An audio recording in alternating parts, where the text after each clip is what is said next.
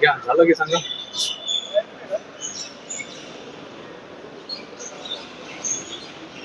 झालं. जिल्हाधिकारी उपजिल्हाधिकारी RDC यांच्या अधिकारासंदर्भात एक महत्त्वाचा 12 वर्षानंतर निर्णय तुम्ही घेतलेला आहे. स्वागत होत आहे विरोधी पक्षांकडून. स्वागत. जिल्हाधिकारी आणि अतिरिक्त जिल्हाधिकारी RDC आणि डेप्युटी कलेक्टर यांच्याकडे काय काय जबाबदाऱ्या असाव्या. 12 वर्षापूर्वी विभाजन झालं होतं, पण आता बदलत्या काळामध्ये काही जबाबदाऱ्या ॲडिशनल कलेक्टरच्या वाढवल्या, काही जिल्हाधिकाऱ्यांना वर्क केल्या आहेत, काही RDCला वर्क केलं आहे. त्यामुळे योग्य पद्धतीनं कामाचं जे काही विभाजन झालं तर अजून गतिमान प्रशासन होण्याकरता फार आपल्याला त्याचा उपयोग होईल.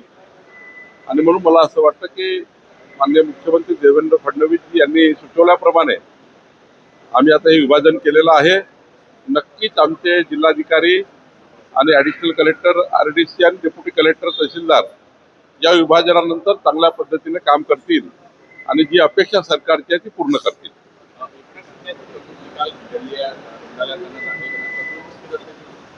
नाही, मला वाटतं की थोडा 3-4 दिवसापासून एकनाथजीची तब्येत चांगली नाही आहे, पण आता तब्येत ठीक आहे.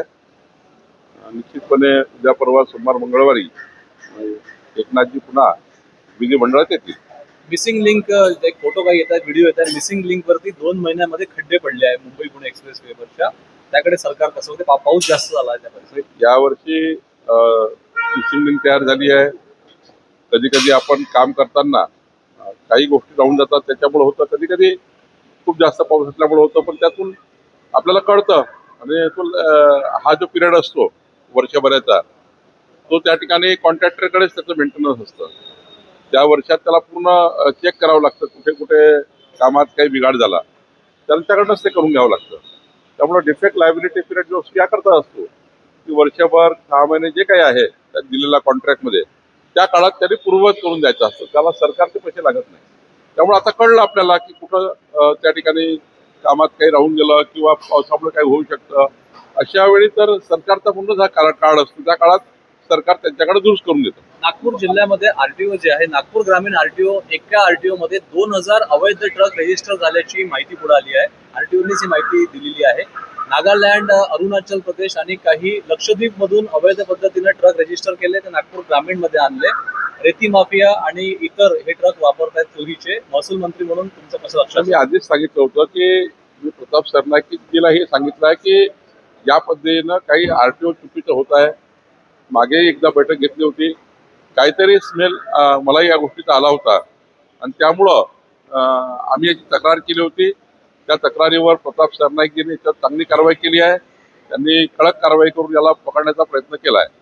अमित साटम यांच्या वक्तव्यावर विरोधकांकडून मोठी टीका होती. मी परवाही सांगितलं की अमित साटम हे प्रगल्भ नेते आहेत. बोलण्याचे कधी कधी संदर्भ असतात, टिपलं वेगळं जातं, सांगितलं वेगळं जातं.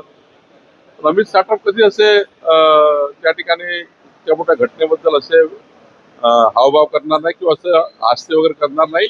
एका वेळी बोलून बोलून 2-3 विषय येत असतात, त्यामुळं एखादी घटना सांगितली मग दुसरी सांगितली, आपल्याला वाटतं पहिल्या घटनेबद्दल त्या ठिकाणी काय होते आहे. त्यामुळे अमित साटम हे सेन्सिटिव्ह नेते आहेत, संवेदनशील आहेत.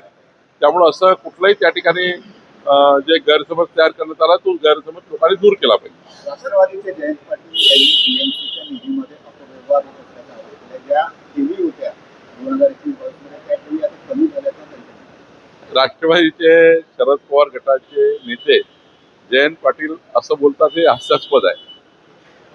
खरं तर त्यांनी आपले पार्टनर उद्धव ठाकरेच्या सरकारच्या काळामध्ये काय काय झालं जरा एकदा चेक करून घेतलं तर बरं होईल. कशाला त्याच्यामध्ये आता जायचं आपल्याला.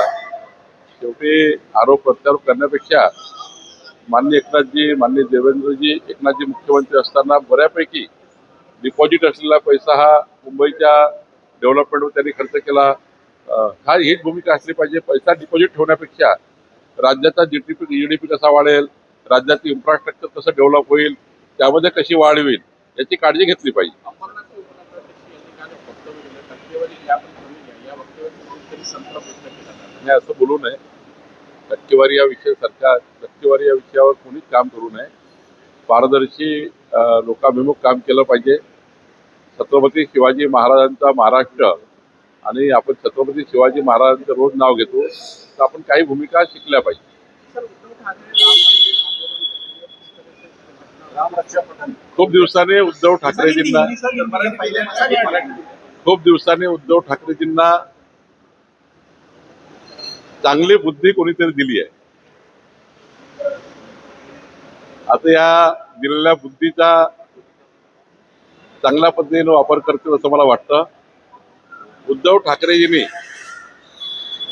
या विचाराची फारकत घेतली होती.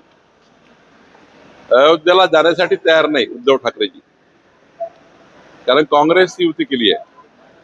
मताचं लागून चालन करण्याकरता लोकसभा विधानसभेच्या निवडणुकीमध्ये मी कसा दूर आहे अयोध्येपासून, अयोध्येच्या भगवान प्रभू रामचंद्रापासून मी कसा दूर आहे हे दाखवण्याचं काम उद्धव ठाकरेजींनी केलंच आहे. कुठे गेले अयोध्येला या काळात?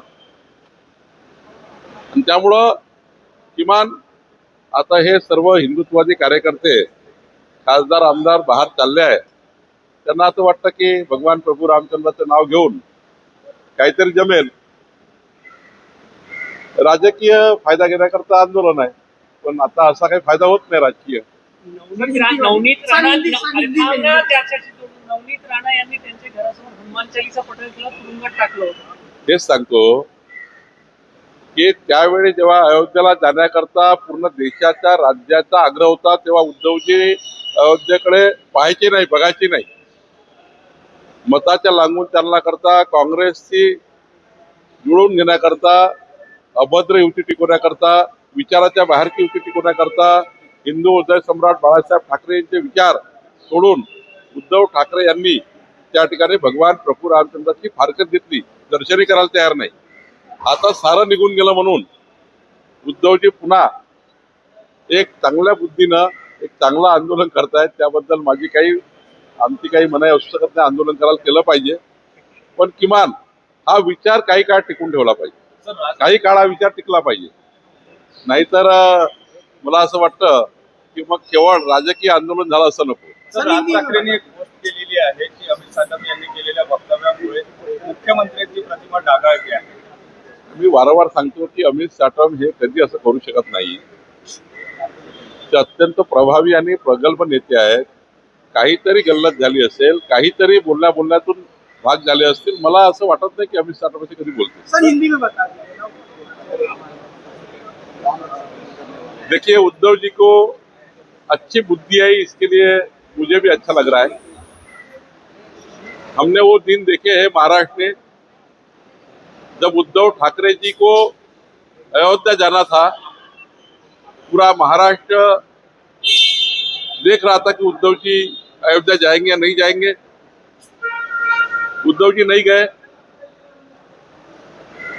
वोटों की लालच में कांग्रेस के साथ युति और कांग्रेस के नेताओं को बुरा लगेगा. कांग्रेस के साथ जो अलायंस बनाया है वो अलायंस गड़बड़ हो जाएगा अयोध्या जाएंगे तो. यह आधार पे अयोध्या नहीं गए. नवनीत राणा जैसे नेता को हनुमान चालीसा पठन करने के बाद उनको 14 दिन जेल में डाल दिए गए. 14 दिन जेल में डाला नवनीत राणा को. हनुमान चालीसा पढ़ा था, कुछ नहीं किया था. और ऐसे में उद्धव ठाकरे जी आज एक अच्छी बुद्धि से एक थोड़ा आंदोलन कर रहे हैं, तो ठीक है, यही बुद्धि उनकी चलती रहे. कांग्रेस के विचार उन्होंने पकड़े हैं, वोटों का लांगून चालन पकड़ा है, वोटों का तुष्टीकरण करने का प्रयास उद्धव ठाकरे जी ने किया है. अब देखते हैं कब तक ये बुद्धि टिकती है कि राज्य केवल वोट लेने के लिए या अपनी जो अच्छे लोग हिंदुत्ववादी कार्यकर्ता छोड़ के जा रहे हैं उनके मन में कुछ भावना निर्माण करने के लिए कर रहे हैं. लेकिन मुझे लगता है ये बहुत ज्यादा टिकने वाला नहीं है. उद्धव जी फिर कांग्रेस की राह पर ही जाएंगे.